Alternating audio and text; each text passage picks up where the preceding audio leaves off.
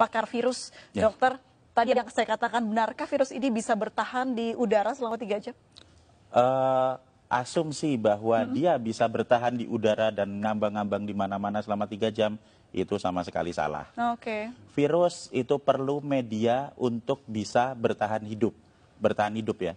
Karena virus itu tidak akan bisa memperbanyak diri di luar tubuh. Kalau masuk ke dalam tubuh, baru nanti bisa memperbanyak diri jadi banyak gitu. Kalau di luar dia tidak bisa, tapi dia perlu media. Nah, medianya yang paling cocok buat virus COVID-19 itu apa? Adalah di droplet. Droplet itu butiran-butiran air yang keluar pada saat ada seseorang yang terinfeksi, kemudian dia bersin dan menyembur. Nah, berarti dia hanya bisa hidup di dropletnya itu. Dan droplet itu akan menyebar dalam jarak ya sebatas radius itu aja 1–1,5 meter. Kalau dia ada di 2 meter, ya dia tidak.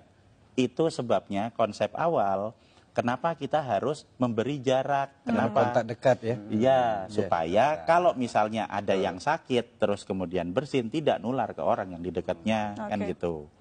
Nah, yang lain lagi, kalau kita mau supaya lebih aman lagi, nah, yang sakit ya sebaiknya nggak usah main-main keluar, di rumah saja, terus minum vitamin, disehatkan. Nanti kalau udah sembuh baru keluar. Kenapa? Supaya bisa meningkatkan kekebalannya di rumah dan juga tidak membahayakan orang lain. Baik. Soal penularan virus ini, itu apa saja yang bisa ditularkan dalam arti apakah kita ketika kena virus di tangan lalu memegang mata, hidung atau rambut begitu, Dok? Sekali lagi, virus selalu butuh media untuk bertahan hidup. Semakin dingin, semakin basah, makin gelap, dia bisa bertahan hidup semakin lama. Di droplet itu basah.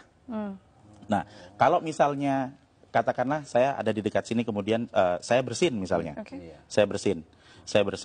Nah, droplet yang ada di situ, kalau misalnya nanti kena di baju, nah dia akan bertahan juga di baju lama. Nempel. Iya, lah terus pas pada saat kita buka baju, terus nanti kena hidung kita, ya akan masuk ke dalam.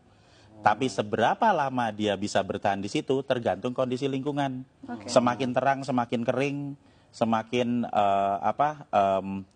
panas, dia juga nggak akan bisa bertahan hidup lama. Jadi sebenarnya virus ini punya kelemahan banyak sekali. Jadi dia hanya bisa bertahan di droplet. Kalau misalnya ada yang bilang, misalnya kan kalau misalnya dia ditaruh di meja yang dingin gitu, bertahan 9 hari. Ada hoax seperti itu. Itu hoax ya, Dok? Menurut saya hoax. Kenapa? Nah, kalau dia hanya bisa bertahan di dalam droplet. Di dalam droplet itu kalau misalnya dia kondisinya tidak sesuai dengan dia dan terjadi penguapan, kan jadi kering, dia nggak bisa bertahan lama. Jadi droplet ini sesuatu yang cair begitu ya, Dok? Cair, iya. Itu loh, tetesan lendir atau cairan yang ada di situ. Dan kalau misalnya kita bersin di satu lokasi, atau di meja misalnya, kemudian kita langsung dibersihkan dengan desinfektan, dibersihkan dengan sabun, dibersihkan dengan pembersih lantai atau apa, itu dilap gitu, dalam waktu 3 menit, sudah hancur. Jadi virus ini gampang hancur dengan pelarut lemak, dengan sabun, dengan deterjen dan macam-macam, termasuk kalau nempel di baju kita terus langsung masukin mesin cuci, itu virusnya hancur.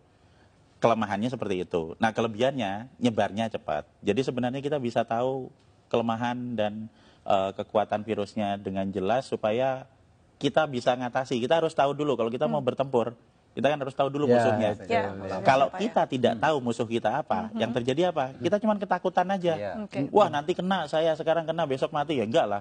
Kalau dari segi virusnya atau ya faktor dia bisa tumbuh begitu, apakah benda yang dia hinggapi begitu ya, Dok, ya, itu mempengaruhi juga si virus ini bertahan hidup begitu, seperti di plastik berbeda dengan di kayu mungkin? Iya, semakin dingin dia bisa bertahan hidup semakin lama. Tapi permasalahannya di sini adalah bukan seberapa lama dia bisa ada di situ, seberapa ingin kita dia hidup. Seberapa kita ingin supaya virus itu tetap hidup. Kalau kita pengen virus itu cepat mati supaya nggak nular, ya kalau misalnya kita tahu mejanya kotor ya dibersihin aja, disemprot dibersihin. Ada yang bersihin misalnya ya cepat-cepat disemprot dibersihin. Semakin kita diamkan paparan virus yang ada di situ ya dia akan bertahan semakin lama.